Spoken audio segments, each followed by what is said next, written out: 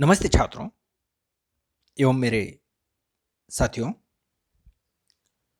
मेरा नाम प्राध्यापक Revannath Kardile, SSPMS junior college Shivajinagar, Pune. आज की इस वीडियो में हम लोग हिंदी युवक भारती कक्षा 12वीं पाठ नंबर 8 सुनो किशोरी, लेखिका आशा रानी होरा, इस पाठ का अध्ययन करेंगे। पाठ का नाम है सुनो किशोरी, लेखिका आशा रानी होरा। तो चलिए सबसे पहले लेखक का परिचय देखते हैं। श्रीमती आशा रानी होरा जी का जन्म 7 अप्रैल 1921 को अविभाजित भारत के झेलम जिले की तकवाल तहसील स्थित ग्राम दुल्हा में हुआ। आधुनिक हिंदी साहित्य में नारी विषयक लेखन में आप अपना अलग स्थान रखती हैं। प्रतिष्ठित पत्रिकाओं में आपके लेख धारावाहिक रूप से छपते रहे। विभिन्न क्षेत्रों में अग्रणी रही महिलाओं के जीवन संघर्ष को चित्रित करना और वर्तमान नारी वर्ग के सम्मुख आदर्श प्रस्तुत करना आपके लेखन कार्य का प्रमुख उद्देश्य रहा है। आपकी रचनाओं ने लेखक की नई धारा को जन्म दिया है और हिंदी साहित्य में नारी विमर्श लेखन की परंपरा को समृद्ध किया है।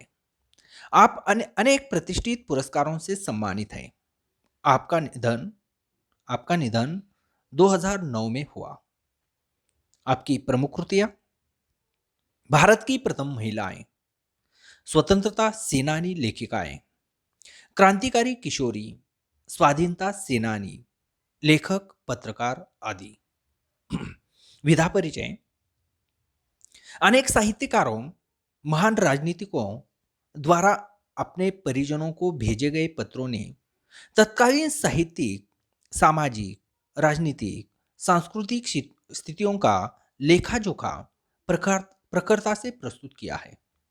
इन पत्रों का कला पक्ष साहित्यिक कलात्मकता को स्पर्श करता है। पाठ परिचय। लेखिका ने अपनी इस नवीनतम पत्र शैली में किशोरियों की शंकाओं, प्रश्नों एवं दुश्चिंताओं का समाधान एक मां, अंतरंग सहेली और मार्गदर्शिका के रूप में किया है। किशोरियों के हृदय में झांककर मित्रवत उन्हें उचित, अनुचित, करणीय, अकरणीय का बोध कराया है। हमारे देश की नई पीढ़ी पश्चिमी देशों से आ रहे मूल्यों और संस्कारों का अंधानुकरण करती जा रही है। हमारे देश की संस्कृति और परंपराओं को कालबाह्य और त्याज्य मानकर उनकी अवहेलना कर रही है। आत्मनिर्भर हो जाने से युवक युवतियों का जीवन के प्रति बदला दृष्टिकोण, विवेकहीनता और जल्दबाजी में लिया जाने वाला निर्णय नई पीढ़ी का जीवन सौंदर्य नष्ट कर रहा है। लेखिका के अनुसार नए मूल्यों को भारतीय संस्कृति, परंपराओं और संस्कारों की भूमि पर उतारकर स्वीकारना होगा। तो प्रस्तुत पाठ में सुनो किशोरी, इस पाठ में लेखिका आशा रानी होरा जी ने एक नवीनतम पत्र शैली में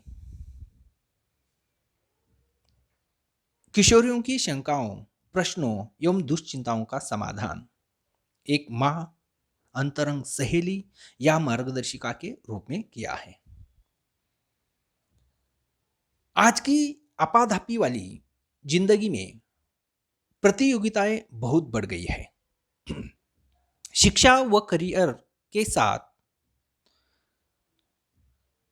लड़कियों के पास घर के कामकाज के लिए समय का अभाव है। दूसरी ओर घरेलू श्रम महंगा हो गया है। इन परिस्थितियों में अपनी किशोरी बेटी को अपने हाथ जगन्नाथ का गुर सिखाना होगा। सपनों की दुनिया से बाहर के कटु यथार्थ से उन्हें परिचित कराना होगा। कि वह संधिकाल में वह भावनाओं के प्रभाव में बहकर अपनी अस्मिता के तटबंधों के प्रति बेखबर न रह जाए। उसके भीतर कुछ बनने, कुछ कर दिखाने की तमन्ना जागी। प्रसिद्ध लेखिका आशारानी होराजी ने अपनी इस कृति में लेखन की नवीनतम पत्र शैली में किशोर वय के विशेष प्रशिक्षण के लिए किशोरों के साथ उनके स्तर पर संवाद स्थापित किया है। किशोरों के हृदय में झांककर मित्रवत उन्हें विश्वास में लेकर उचित अनुचित करणीय अकरणीय का बोध कराया है। प्रस्तुत पाठ में लेखिका आशारानी होराजी ने किशोरों को उनकी देखभाल, सुरक्षा तथा जीवन उपयोगी शिक्षा देने के साथ ही उनका भरपूर मार्गदर्शन भी कराया है तथा उनमें निर्णय लेने की क्षमता को भी यहाँ पर इस पाठ में क्षमता को बढ़ाया है। तो चलिए पाठ को आरंभ करते हैं। विस्तार से पाठ का परिचय देखते हैं, पाठ विस्तार से स्पष्टीकरण देखते हैं। पहला परिचय देखिए। सबसे पहले परिचित का प्रकट वाचन करते हैं, उसके बाद स्पष्टीकरण देखते हैं, जटिल शब्दों का भी अर्थ देखते हैं। पन्ना नंबर 41, पृष्ठ क्रमांक 41, पाठ्यपुस्तक पृष्ठ क्रमांक 41। किताब में ध्यान दीजिए। सुनो सुगंधा, तुम्हारा पत्र पाकर खुशी हुई। तुमने दो तरफा अधिकार की बात उठाई है, वह पसंद आई। बेशक जहां जिस बात से तुम्हारी असहमति हो वहां तुम्हें अपनी बात मुझे समझाने का पूरा अधिकार है। मुझे खुशी ही होगी तुम्हारे इस अधिकार प्रयोग पर। इससे राह खुलेगी और खुलती ही जाएगी। जहां कहीं कुछ रुकती दिखाई देगी वहां भी परस्पर आदान प्रदान से राह निकल ली जाएगी। अपने अपनी बात कहने सुनने में बंधन या संकोच कैसा। यहां तक का परिचय देखते हैं। यहां पर जटिल जो शब्द आ गया है दूसरी पंक्ति में, दो तरफा शब्द का अर्थ है दोनों तरफ। दो तरफा यानी दोनों तरफ। अब इस परिच्छेद में लेखिका आशारानी होराजी ने अपनी बेटी सुगंधा का पत्र पाने पर खुशी जताई है। तुम्हारा पत्र पाकर खुशी हुई, जिसमें सुगंधा ने दो तरफा अधिकार की बात उठाई है। वह बात लेखिका को पसंद आई है। लेखिका यह सुगंधा से कहती है कि जहां भी जिस बात पर असहमति हो वह समझाने का उसे पूरा अधिकार है। इससे गलती समझ में आएगी और रास्ता खुलेगा। एक दूसरे से बातें करने में संकोच कैसा है। एक दूसरे से बातें करने पर परस्पर आदान प्रदान से राह निकलती है या रास्ता मिल जाता है। इसलिए परिवार में एक दूसरे से संवाद होने चाहिए, संभाषण होना चाहिए। उससे मन में जो भी बातें हैं वो बाहर आती हैं और उस पर हल निकाला जा सकता है। यह लेखिका आशारानी होरा कहना चाहती है कि किशोर अवस्था जीवन की सबसे संवेदनशील उम्र होती है। मेरे प्यारे छात्रों, यहां से ही बालक बालिका के बनने या बिगड़ने की शुरुआत होती है। इसलिए छात्रों, वह गाना आपने सुना होगा, उसके मराठी बोल हैं, मराठी गाना है, वो गाना जरूर आपने सुना होगा। उसके बोल हैं, 16वें वरीस धोक्याचे, 16वें वरीस धोक्याचे। यानी ये जो आयु है, ये धोखे की घंटा भी होती है। लेकिन इसी आयु में अगर मार्गदर्शन मिले, अच्छी दिशा मिले, तो हम कामयाब भी हो सकते हैं। इसी आयु में इसी आयु में छत्रपति शिवाजी महाराज ने स्वराज्य की स्थापना की थी। इसी आयु में स्वामी विवेकानंद जी ने संपूर्ण भारत का भ्रमण किया था। इसी आयु में संत ज्ञानेश्वर महाराज जी ने ज्ञानेश्वरी लिखी थी। इसीलिए इस उम्र में आपको सबसे ज्यादा देखभाल एवं सही मार्गदर्शन की जरूरत होती है। हमारे यहां संस्कार, शर्म और संकोच के कारणों से निजी विषयों पर लड़कियों से चर्चा नहीं हो पाती है। इस कारण अनभिज्ञ किशोरियां कई बार नजदीकी रिश्तेदारों और पड़ोसियों की जाति का शिकार हो जाती है। इसीलिए अब मोबाइल और सोशल मीडिया के आधुनिक युग में किशोरियों को जागरूक होने की जरूरत है और अपने मन की बात खुलकर कहने की भी जरूरत है। मन की बात खुलकर खुलकर कहने से उससे कोई मार्ग निकल सकता है। इसीलिए पहले परिच्छेद में लेखिका आशा रानी होरा जी ने अपने बेटी का पत्र पाने पर खुशी जताई है, क्योंकि उसमें उसने अधिकार की दो तरफा बात कही है।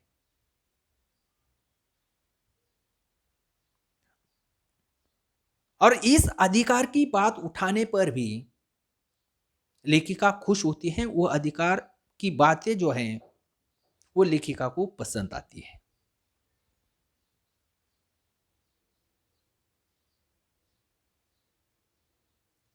चलिए आगे का परिचय देखते हैं। किताब में ध्यान दीजिए। मैंने तो अधिकार की बात यूं पूछी थी कि मैं उस बेटी की मां हूं जो जीवन में ऊंचा उठने के लिए बड़े ऊंचे सपने देखा करती है। आकाश में अपने छोटे छोटे डैनों को चौड़े फैलाकर धरती से बहुत ऊंचाई में फैले इन डैनों को यथार्थ से दूर समझकर भी मैं काटना नहीं चाहती। केवल उनकी डोर मजबूत करना चाहती हूं कि अपनी किसी ऊंची उड़ान में वे लड़खड़ा न जाए। इसलिए कहना चाहती हूं कि उड़ो बेटी उड़ो, पर धरती पर निगाह रखकर। कहीं ऐसा न हो कि धरती से जुड़ी डोर कट जाए और किसी अनजाने अवांछित स्थल पर गिरकर डैने क्षत विक्षत हो जाए। ऐसा नहीं होगा, क्योंकि तुम समझदार लड़की हो। फिर भी सावधानी तो अपेक्षित है ही। यह सावधानी का ही संकेत है कि निगाह धरती पर रखकर उड़ान भरी जाए, उस धरती पर जो तुम्हारा आधार है। उसमें तुम्हारे परिवेश का, तुम्हारे संस्कार का, तुम्हारी सांस्कृतिक परंपरा का, तुम्हारी सामर्थ्य का भी आधार जुड़ा होना चाहिए। हमें हमें पुरानी जर्जर रूढ़ियों को तोड़ना है, अच्छी परंपराओं को नहीं। यहां तक का परिचय देखते हैं।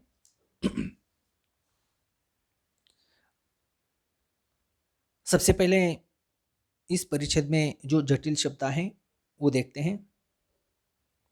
यहां पर छोटे छोटे डैनों को, डैने ने पंख। यथार्थ, यथार्थ शब्द का अर्थ है वास्तविकता, यथार्थ यानी वास्तविकता। अब यहां पर ऊपर धरती पर निगाह रखना,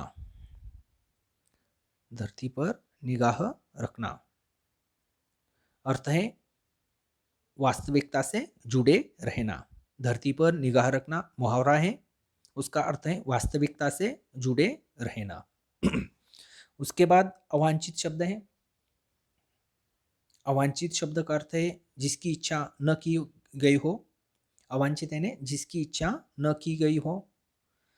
उसके बाद डैने शब्द का अर्थ मैंने बताया है पंख। क्षत विक्षत, क्षत विक्षत यानी बुरी तरह से घायल, बुरी तरह से घायल।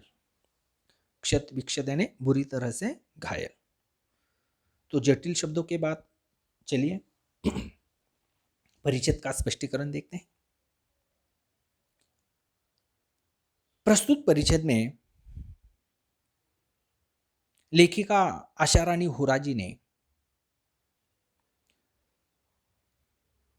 अपनी बेटी सुगंधा पर विश्वास जताया है और ऐसी बेटी की मां होने का गर्व महसूस किया है जो अपने अधिकार की बात उठाती है और जीवन में सफल होने के लिए आकाश में अपने छोटे छोटे पंख फैलाकर ऊंचे सपने देखा करती है। मेरे प्यारे छात्रों, जीवन में सपने जरूर देखने चाहिए, लेकिन वह सपने वास्तविक होने चाहिए। सपने जरूर देखिए, लेकिन जो भी हम सपने देखते हैं वो सभी सपने जो हैं वास्तविक होने चाहिए, दिवा स्वप्न नहीं होने चाहिए। कुछ लोग दिवा स्वप्न देखते हैं जो वास्तव में कभी पूरे नहीं हो सकते, सपनों की दुनिया में ही वो रहते हैं। सपने जरूर देखने चाहिए, लेकिन वह सपने वास्तविक होने चाहिए और वह सपने पूरे करने के लिए यथोचित प्रयास करना चाहिए। किसी ने कहा है कि सपने वो नहीं होते जो रात के समय आते हैं। सपने वो नहीं होते जो रात के समय आते हैं, सपने वो होते हैं जो सोने नहीं देते। सपने वो होते हैं जो सोने नहीं देते। ऐसे सपने होने चाहिए, ऐसा दृढ़ निश्चय होना चाहिए। जो भी मन की इच्छा है वो जब तक पूरी नहीं होती तब तक शांत नहीं बैठना चाहिए। वो सपना जब तक पूरा नहीं होता तब तक नींद नहीं आनी चाहिए। इसलिए प्यारे छात्रों, सपने जरूर देखिए, लेकिन जो भी हम सपने देखते हैं वो वास्तविक होने चाहिए और उसे पूरा करने का प्रयास भी जरूर करना चाहिए। इसलिए लेखिका यहां पर कहती है कि इन ऊंचाइयों में फैले पंखों को वास्तविकता से दूर समझकर भी मैं काटना नहीं चाहती, केवल डोर को मजबूत करना चाहती हूं ताकि ऊंची उड़ान में वे लड़खड़ा न जाए। लेखिका सुगंधा से कहती है कि ऊंचे सपने जरूर देखो, पर वह वास्तविकता से जुड़े होने चाहिए। लेखिका यहां पर यह भी कहती है, सुगंधा उड़ो बेटी उड़ो, पर धरती पर निगाह रखकर, क्योंकि अगर धरती से जुड़ी डोर टूट गई तो किसी अनजाने अवांछित जगह पर गिरकर पंख बुरी तरह घायल हो जाएंगे। लेकिन लेखिका का अपने बेटी पर पूरा विश्वास है। उन्हें मालूम है उनकी बेटी समझदार है, उनके साथ ऐसा नहीं हो सकता। फिर भी सावधान रहने के लिए लेखिका सुगंधा को कहती है। लेखिका यहां पर कहना चाहती है कि किशोरावस्था जीवन की सबसे संवेदनशील अवस्था होती है। इस आयु में सावधानी बरतनी चाहिए। अपने निगाह धरती पर रखकर उड़ान भरनी चाहिए। उसी धरती पर जो हमारा आधार है, उसमें हमारे परिवेश, हमारे संस्कार का, हमारे सांस्कृतिक परंपरा का, हमारी सामर्थ्य का भी आधार जुड़ा हुआ है। इन बातों को भी हमें नहीं भूलना चाहिए। आजकल के बच्चे पुरानी रूढ़ी परंपराओं को तुच्छ समझते हैं, या हर एक की धारणा अलग अलग है। लेकिन हमें पुरानी जर्जर रूढ़ियों को तोड़ना है, अच्छी परंपराओं को नहीं। हमें पुरानी जर्जर रूढ़ियों को तोड़ना है, अच्छी परंपराओं को नहीं। ये भी बात हमें अच्छी तरह याद रखनी चाहिए। तो बच्चों, आज की तासिका में हम लोगों ने लेखिका का परिचय, पाठ परिचय तथा दो परिच्छेदों का अध्ययन किया है।